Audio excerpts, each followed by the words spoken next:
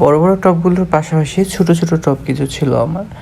তো আমি হচ্ছে গিয়ে এগুলোতে হচ্ছে তোমার ছোট ছোট যে গাছগুলো আছে এগুলো রোপণ করতেছি। তো এই টবগুলোতে এটা হচ্ছে পরিষ্কার করা হয়নি, হলো অনেক ময়লা জমে গেছে, এটা ঘষে ঘষে পরিষ্কার করে নিচ্ছিলাম। তো এরকম অনেকগুলো টব আছে আমার, তো ভাবলাম সবগুলো যেহেতু পরিষ্কার করতেছি তাহলে এই টবগুলোকে একটু পরিষ্কার করে নিই।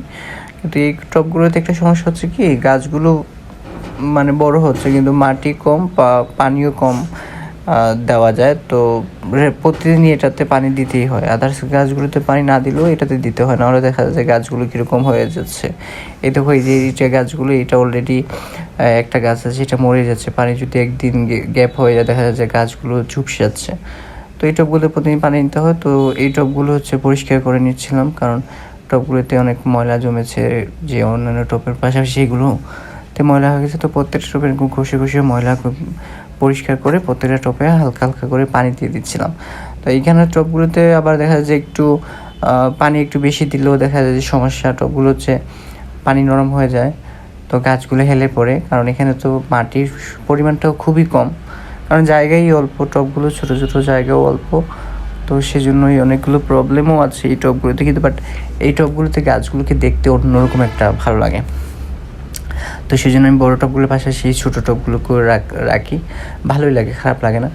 তো সবচেয়ে বড়ো কথা হচ্ছে এই টবের মধ্যে একটা গাছে আবার দেখা যাচ্ছে ছোট্ট করে কলি আসছে, মানে এই 2-1 দিনের মধ্যে ফুলও পড়ে যাবে। এটা হচ্ছে নারিকেলের মানে কী বলো, ওইটা নারিকেলের যে অংশটা থাকে ওইটা তো আমি একটা টব মানে গাছ রোপণ করে দিয়েছি। মানে গাছপ্রেমী যারা আছে তারা কোনো কিছু দেখলেই মনে হয় যে এটা তো যদি একটা গাছ রোপণ করা যায় আর কি। তো এরকমভাবে আমারও চিন্তা ভাবনা, তো আমি এটার মধ্যে গাছ কিছু রোপণ করে দিয়েছিলাম। আগে একটা গাছ থেকে হচ্ছে বড় বড় যে ইয়েগুলো নিয়েছিলাম, মানে পাতাগুলো নিয়েছিলাম, এগুলোকে রোপণ করে দিচ্ছি, কারণ এগুলোকে পানিতে ভিজিয়ে রাখলে চারা দিয়ে দেয়। তো এগুলোকে মায়ের হালকা এই টপের মধ্যে দিয়ে, নারকেলের ঠুলোর মধ্যে দিয়ে মাটি দিয়ে এগুলোকে দিয়ে দিচ্ছিলাম, যে যদি চারা রোপণ হয়ে যায় তাহলে বড় কোনো মানে টপে স্থানান্তর করবো আর কি। তো সবগুলোর পাশাপাশি এগুলোকে হচ্ছে ভালো করে পরিষ্কার টরিষ্কার করে ঘষে টষে হালকা পানি টানি দিয়ে সুন্দর করে অন্যান্য টপের পাশে রাখবো। তো এইগুলোকে ঘষে মাজা করে একটু পরিষ্কার করে নিয়েছি, এবং যেগুলো খালি আছে এগুলোতে ছোটো ছোটো যে গাছ আছে এগুলো দিয়ে দিচ্ছি আর কি,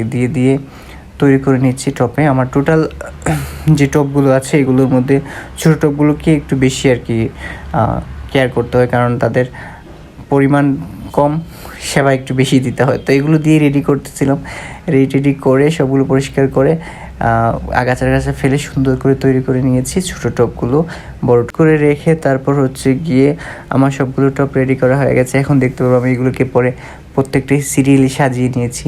এই দেখো সিরিয়ালি আমি সাজিয়ে নিয়েছি, দেখতে কত সুন্দর লাগতেছে। না, থ্যাংক ইউ সো মাচ সবাইকে, ভালো থাকো, সুস্থ থাকো, আল্লাহ হাফেজ।